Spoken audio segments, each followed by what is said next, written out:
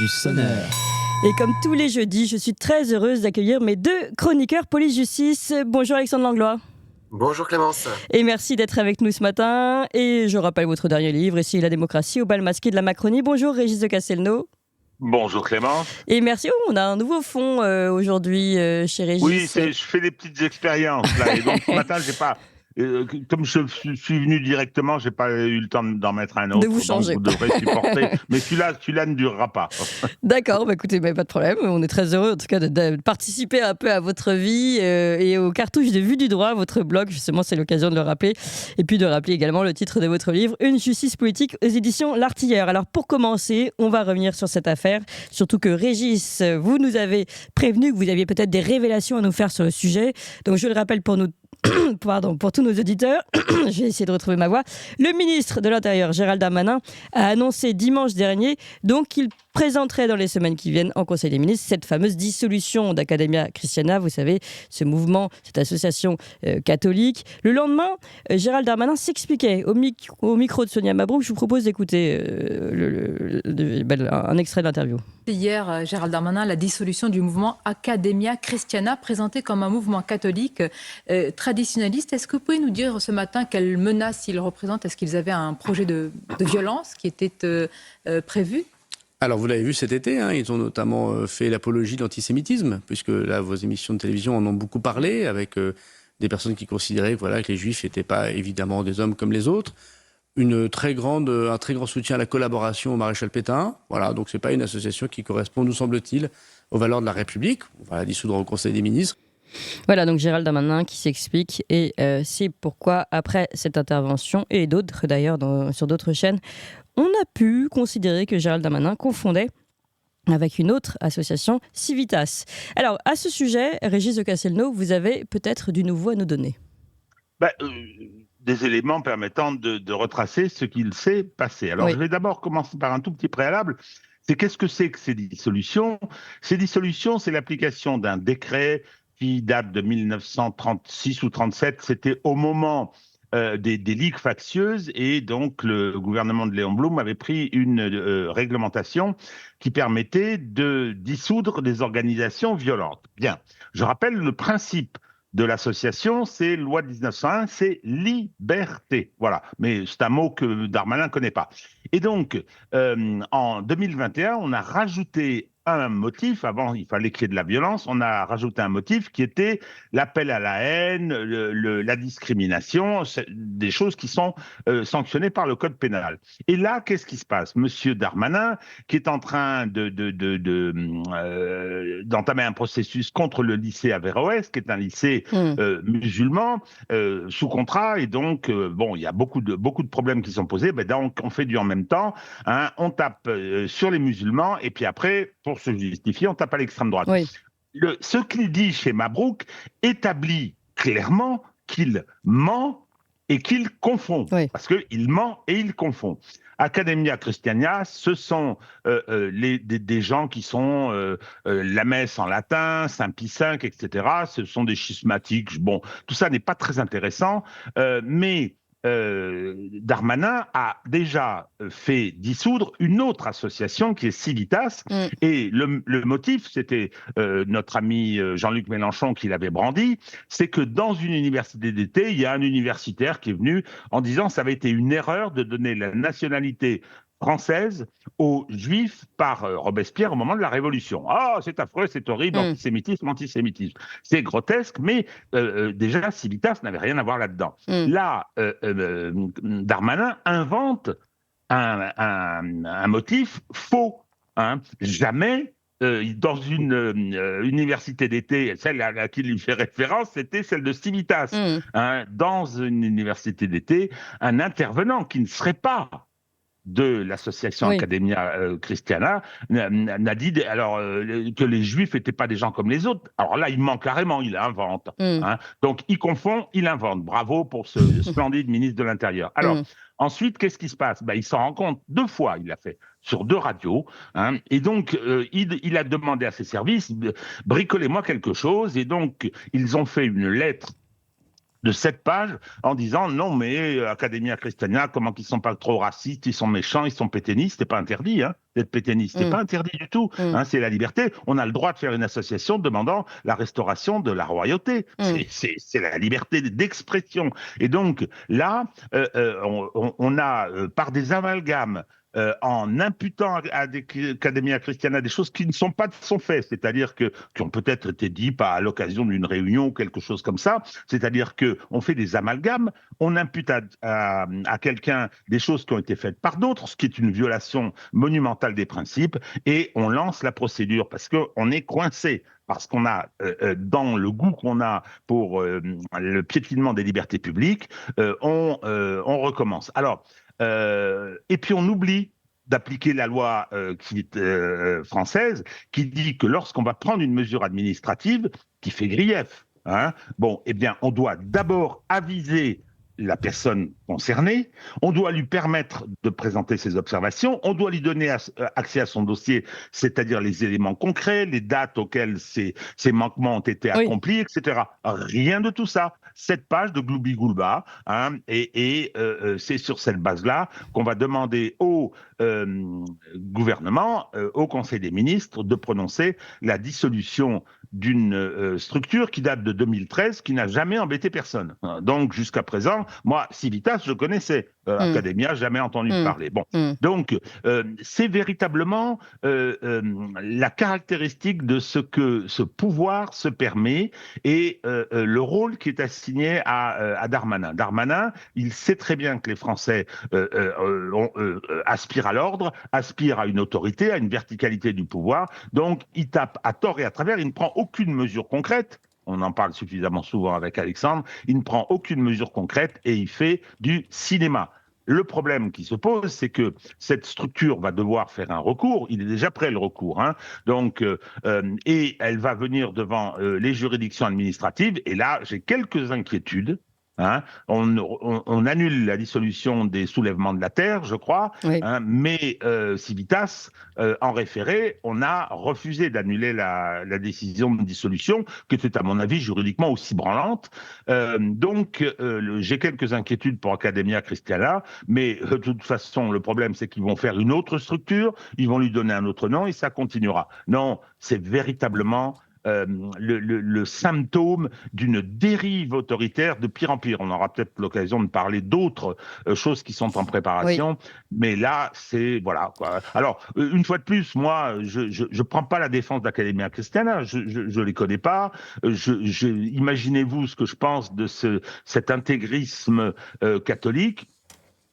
Qui lui, jusqu'à présent, n'égorge personne, faut quand même le rappeler. Donc, mais ça suffit, quoi. Ça suffit, parce que c'est la fameuse phrase du pasteur Niemöller, quand ils sont venus arrêter les communistes, je n'ai rien dit parce que je n'étais pas communiste, etc. Et quand ils sont venus m'arrêter, il n'y avait plus personne pour me défendre. Donc, non, c'est un régime en dérive liberticide. Oui, alors juste pour remettre les choses au clair, Régis, vous pensez qu'à quel moment Gérald Darmanin a réalisé qu'il se trompait il a fait plusieurs interviews comme ça et à un moment donné, il a compris ? Alors, d'après ce que j'ai compris, on en a fait une le vendredi, une le lundi. Celle de Mabrouk est très claire. Oui. Il fait référence à Civitas, il a oublié qu'il l'a déjà. Donc là, il ne s'est pas encore rendu compte qu'il se trompait. Et donc là, je pense que c'est après qu'il a dû recevoir un coup de fil de ses services, ou je ne sais pas comment ça s'est passé, et on lui a dit, mais dites donc, attention, c'est pas, vous faites une erreur, et je pense que quand on voit le texte qui a été adressé à l'association qui demande la dissolution, on voit bien que ça a été improvisé, il n'y a aucune source, il n'y a aucune date, il n'y a aucune documentation. Enfin non, mais non, je pense que c'est après la deuxième interview qu'il s'en est rendu compte. D'accord. Alors, Alexandre Langlois, à ce sujet. Déjà, comme d'habitude, nous avons un Darmanin qui raconte n'importe quoi, qui balance des choses sans preuve. Il l'avait déjà fait pour je ne sais plus quel footballeur en disant « je l'accuse d'être un proche des frères musulmans » avec juste sa conviction personnelle. Il avait dû après pédaler aussi. Donc on est sur quelqu'un qui je pense, qui est jaloux du pape, qui aimerait bien avoir une bulle d'infaillibilité pour dire « moi, dès que je dis quelque chose, j'ai raison ». Voilà, mais la réalité est un peu plus compliquée. La deuxième chose aussi, c'est que effectivement, Academia Christiana, moi je connaissais pas non plus, et le grand public ne connaissait pas non plus. Ce qui veut dire que Darmanin n'a pas pu inventer ce nom. C'est-à-dire qu'il a effectivement, il a pu se tromper, mais il l'avait quelque part dans sa tête où il avait des griefs contre ça, mais des griefs personnels qui sont peut-être pas forcément les griefs qu'il a donc évoqués, comme l'a pu l'expliquer Régis. Est-ce que c'est pas un nom qu'on invente comme ça? On peut pas se tromper en disant oh là là, j'ai buté sur les mots. Non, il y a 2 mots en latin, c'est déjà voulu, réfléchi. Il y a quelqu'un qui lui en a parlé. Donc ça pose question, et moi j'aimerais bien savoir comment c'est arrivé dans la tête de Monsieur Darmanin. Et attendez, je rajoute un élément dans ce sens-là, si on veut continuer notre petite enquête à nous, collective, c'est que nous, on a reçu le porte-parole d'Academia Christiana qui nous a dit que ça faisait... Lui, il n'a pas découvert au moment de la première interview de Gérald Darmanin à ce sujet. Il l'a compris une semaine avant, puisqu'en début de semaine de cette semaine-là, donc la semaine précédente, et un policier est venu chez lui pour justement le prévenir que voilà, pour des motifs de dissolution de son association, etc. Donc en fait, s'il s'est trompé, visiblement, ça fait depuis un petit moment qu'il se trompe et qu'il reste sur sa ligne d'erreur. Moi, je voudrais ajouter quelque chose sur ces erreurs. Je pense que Darmanin s'est fait établir une liste de ces groupuscules, soi-disant identitaires, danger fasciste, c'est horrible, etc., romansurisé. Regardez, et donc il pioche dedans au fur et à mesure. Oui. Donc Civitas, Academia Christiana, ce sont des noms latins, donc voilà quoi. Hop, il a dû prendre ça, envoyer la police. Et comme vous dites, histoire de faire un mouvement de balancier, on fait un coup voilà, chez les musulmans entre guillemets, on va dire ça comme ça, et un coup chez les identitaires de droite, quoi. Donc il lui faut une petite liste, je suppose. Il a dû demander à ses services de lui en faire une. D'accord. Alexandre Langlois, à ce sujet, oui, pardon, je vous ai coupé. Sur la laïcité aussi, ce qui est bien, c'est qu'effectivement, pendant que M. Darmanin dissout à tour de bras, on fête Hanouka à l'Élysée. Je veux dire que le président ferait Hanouka éventuellement, mais dans un lieu religieux et pas dans un lieu de la République. Oui. Chacun peut avoir sa religion, mais il y a des lieux pour ça. C'est-à-dire qu'on avait pu le critiquer, qui ont été allés assister à une messe avec le pape, mais c'est venir dans un lieu chrétien, très bien, c'est son choix personnel. Là, il fait venir une religion dans un lieu de la République, ce qui est complètement toute autre chose. Donc en fait, on est sur un même temps complètement... on arrive à n'importe quoi, il n'y a plus de ligne de conduite.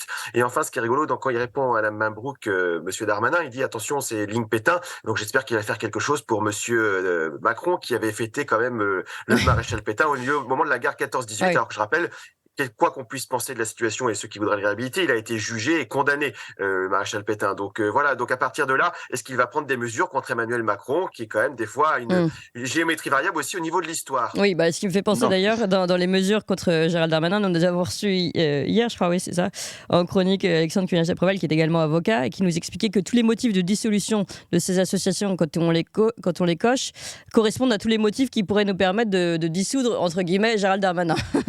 Mais voilà. Un dernier mot, Régis de Castelnau, sur ce sujet? À propos d'Hanouka, si vous voulez, ces gens sont dangereux quand même. Ils sont dangereux.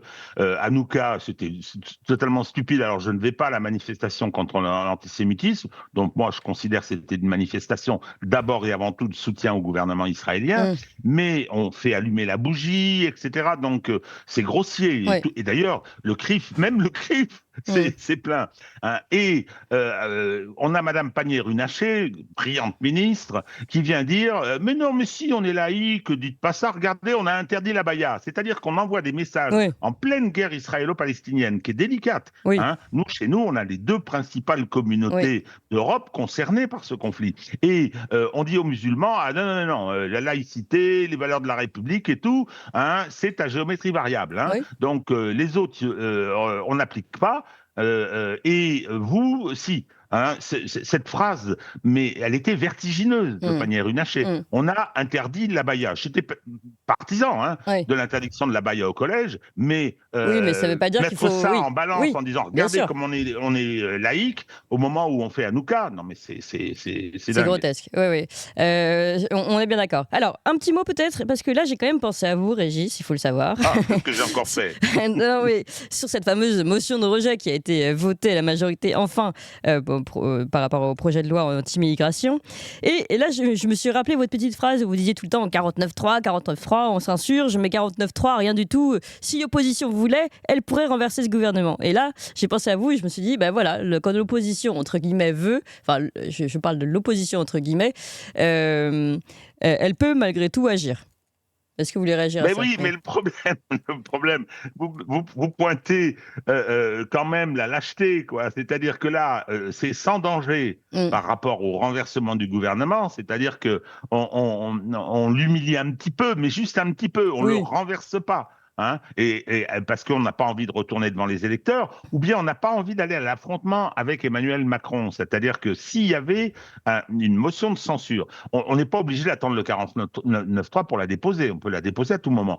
On dépose une motion de censure, le gouvernement est renversé, là le président il a le choix. Il peut nommer un autre Premier ministre qui pourrait faire une autre coalition, je ne sais pas. Ouais. Hein. Il peut dissoudre. Ça m'étonnerait qu'il aille à la dissolution actuellement, le président de la République, parce que, je veux dire, il est totalement déconsidéré. Pour l'instant, même des journalistes chevronnés, je pense à, son nom ne me revient pas, qui dit, mais il est incapable d'arrêter le robinet à conneries.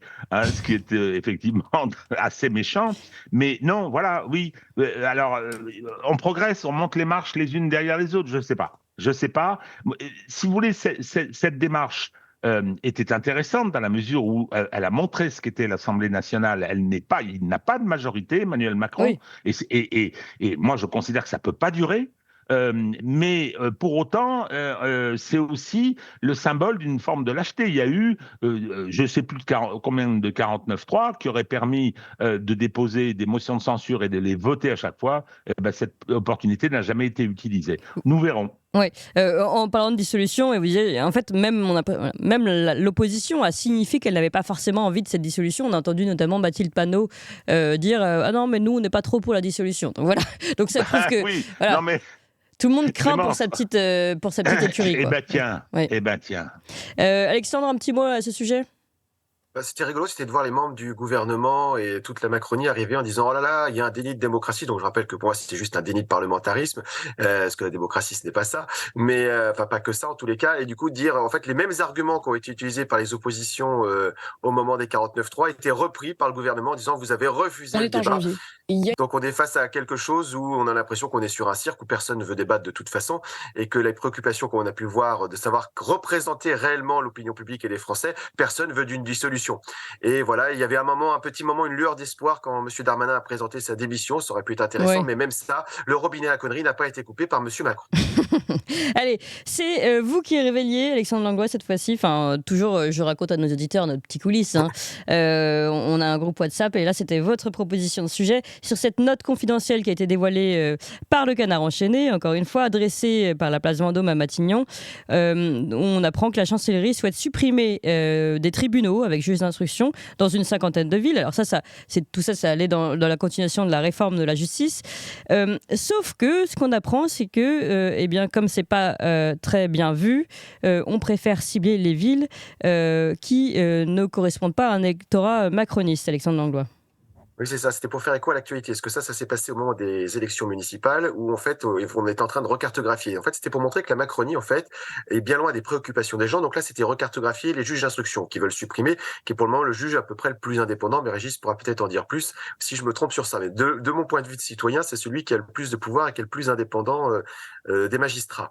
Donc ça, c'était de les supprimer en fonction de la carte électorale. Et ce qui s'est passé, là, il y a eu rebelote. Et pourquoi j'ai voulu revenir sur cette actualité, c'est que justement, au moment de la loi immigration, il y a eu des petits coups de fil qui ont été passés aux députés pour les inciter à voter le texte. Et en disant, si vous votez le texte, notamment un où il y a eu une confusion entre un député LR et PS, qui ont le même nom de famille, et du coup, ils se sont trompés, ils ont appelé le député PS qui s'est immédiatement pressé d'aller alerter la presse, en disant, voilà, je vous construis une gendarmerie chez vous si jamais vous votez le texte.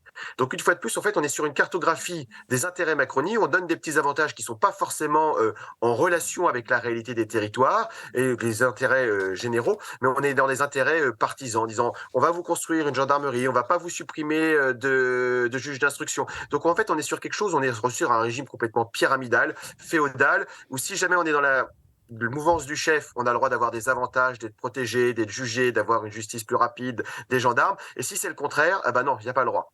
Et pour aller plus loin, ce qui était amusant, c'est qu'après, du coup, on constate qu'il y a beaucoup de fois où les voix sont achetées, entre guillemets, c'est pas dit publiquement, mais reconnues à demi-mot dans les différents journaux, j'allais dire mainstream, donc il y a personne qui pourra dire complotiste, mais de dire que du coup, on se tolère cette corruption si c'est pour la circonscription. Si c'est pas pour la personne, ça va, sachant que les personnes mises en fait sur une gamelle pourraient être réélues sur ce qu'ils ont fait sur leur circonscription. Donc voilà, mais une fois de plus, ça me fait penser également sur ça, sur quand tous les partis politiques s'étaient voté l'amnistie sur le financement des partis politiques. Là, on est là, on se fait des petits cadeaux avec l'argent public qui sont pas forcément nécessaires, mais on peut briller aux yeux des électeurs, et du coup, derrière, on est réélu. Donc on est sur un petit système de entre amis qui, en fait, finalement, ne fait que confirmer pourquoi personne veut de dissolution derrière, personne ne vote de motion de censure, et tout le monde se fait acheter. Et donc, il y a des gens qui auront la chance parce que le chef a dit, donc on aura une gendarmerie, un juge d'instruction, et demain, si la majorité change et qu'on reste sur ce système-là, en fait, on est au système de Louis XIV, des courtisans qui sont en train de cirer les pompes pour avoir des avantages personnels, même indirects. Donc, voilà, le système jusqu'au bout corrompu. Oui, Régis. Alors, oui. Alexandre parle de Louis XIV, je vais parler de Napoléon. Pour lui répondre sur le juge d'instruction, il a raison. C'était Napoléon qui disait le juge d'instruction est l'homme le plus puissant de France. Hein. C'est un magistrat du siège et il a des pouvoirs d'investigation très importants. Il doit instruire à charge et à décharge, c'est-à-dire qu'il doit être un peu schizophrène. Mais effectivement, c'est pas lui qui prend les décisions finales, mais c'est lui qui mène les instructions. Oui. Et tout ça est tout à fait essentiel et qu'on veuille en garder, ça je comprends. Mais là, Alexandre vient de décrire le système qui consiste à acheter des voix. Hein. Donc, que font les magistrats? Que font les parquets? C'est de l'achat de voix. Le code pénal prévoit et sanctionne, que ce soit les voix des électeurs du premier degré ou que ce soit ceux des parlementaires. Ça aurait dû déboucher immédiatement, d'abord sur un scandale. Hein. Là, alors la presse raconte ça comme si de rien n'était, et ça devrait justifier des procédures. C'est inadmissible. Oui. Le parlementaire qui est là, qui n'est responsable que devant la nation et devant ses électeurs dans un scrutin de circonscription, eh bien, je suis tout à fait désolé. Quand on apprend qu'on l'achète, qu'on essaye de l'acheter, on commet une infraction pénale gravissime dans une démocratie représentative. Oui, et pourtant, et naturellement, rien ne bouge. Alexandre pointe le système, mais moi, naturellement, avec les mauvaises nouvelles, j'arrive derrière en disant, mais attendez, le code pénal prévoit et réprime tout ça. Jamais on le fait. Ah ben oui, mais vous comprenez, c'est normal. Rappelez-vous ce qui s'était passé avec Rachida Dati au moment de la refonte de la carte judiciaire. Hein, ça y allait, les négociations sur le terrain, comme ça et tout. Alors, discuter avec les maires pour garder, ou les départements pour garder une implantation judiciaire, c'est une chose. Mais se servir de ces appâts pour obtenir des voix au Parlement, ça, c'est gravissime. Oui, et en faire perdre aux autres en même temps. C'est vrai que tout ça, quand même, pose vraiment question. Et ce que vous dites, c'est ça, c'est non seulement il y a ce conflit d'intérêts, on va appeler ça comme ça, mais en plus, derrière, il n'y a pas de punition. C'est ça qui est quand même impressionnant, c'est que personne ne fait marcher les contre-pouvoirs, encore une fois. Là, on pourrait attendre. Dans la logique que personne les fasse, ils sont en fait tous mouillés jusqu'au cou. En fait, ils ont dit on se le tolère, donc tout le monde le tolère pour le voisin. Et une fois qu'on a tous le doigt dans le pot de confiture, ça, du coup, c'est toléré. Personne n'engagera de poursuite parce que chacun fera la même chose. Je repense à la défense d'Anne Hidalgo pour son voyage à Tahiti. Elle a dit maintenant, je veux la transparence pour les voyages de tout le monde. La classe politique, silence. Donc voilà, quand tout le monde est corrompu jusqu'à la moelle, personne peut le dire. Attention, on a tenté de me corrompre une fois de plus ou d'une façon que je ne voulais pas, mais on ne pourra pas aller tellement plus loin en fait. Donc là, faut changer les choses. Le système est à bout de souffle, ou en tous les cas, le personnel politique que nous avons est à bout de souffle. Alors nous, en tout cas, on n'est pas à bout de souffle. Je voulais aborder avec vous une dernière petite actualité amusante, on va dire. Enfin, amusante, non, c'est pas amusant du tout d'ailleurs, mais voilà, ça paraît anecdotique comme ça. Sachez-le, chers auditeurs, qu'à partir du 1er janvier, chaque foyer français sera tenu de disposer d'un bac à compost chez lui, conformément à une loi du 10 février 2020 relative à la lutte anti-gaspillage et qui est elle-même, évidemment, l'application d'un décret, d'une directive européenne. Et alors, ça pose quand même des questions. On se dit, mais on est de plus en plus fliqués chez nous. On va devoir maintenant avoir les bonnes poubelles, etc., avec des risques peut-être. Alors, on nous dit pour le moment pas d'amende prévue pour la première année parce qu'il y a une certaine souplesse. Mais voilà, la coercition est de plus en plus importante chez nous et peut-être de moins en moins dans la rue. Je trouve que c'est assez symbolique, Alexandre Langlois. Oui, effectivement, mais c'est surtout pensé par des gens qui sont dans des bureaux à Paris, en fait. Parce que, une fois de plus, on pense des choses sur le papier, ça peut être joli, allons-y pour le compostage, très bien, mais c'est pas adaptable de la même façon partout. On habite en campagne, on peut facilement avoir un composteur. Les rats à Paris vont se régaler d'avoir des composteurs partout. Je pense pas que les rats ont besoin de plus de nourriture à Paris.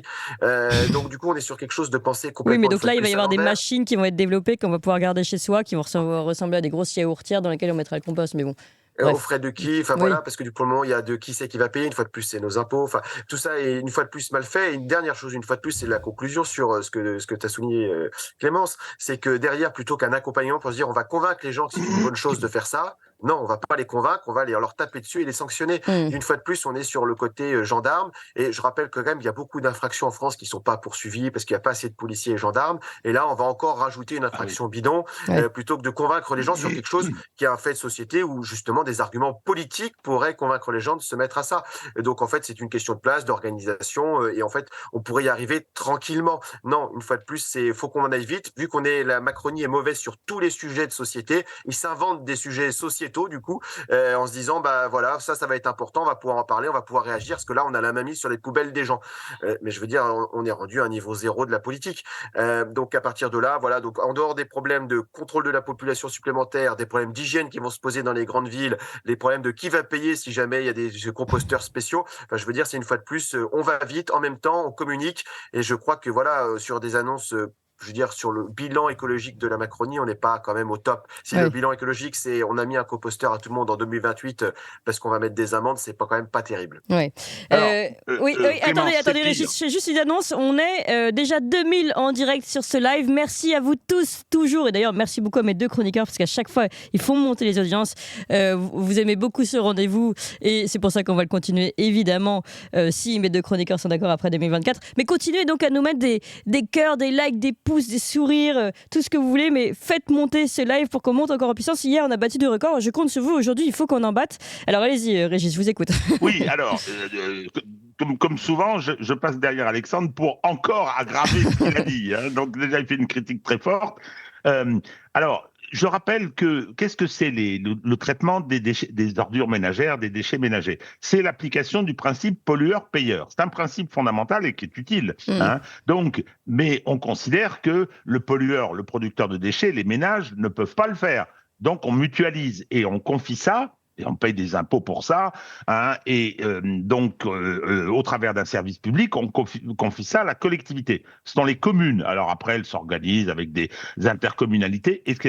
Mais qu'est-ce qui est en train de se passer? Comme il y a de moins en moins de moyens, on fait remonter l'obligation aux ménages. Et oui, c'est exactement ça. Les ménages, ce sont les ménages qui deviennent les cochons de payeurs. Ils doivent s'organiser chez eux, ils doivent transformer leur appartement en centrale de traitement des déchets, etc., avec les risques qu'Alexandre a pointés. Donc, c'est vraiment un choix directement politique. Alors, bien évidemment, on fait de la communication, mais il y en a un autre, Alexandre.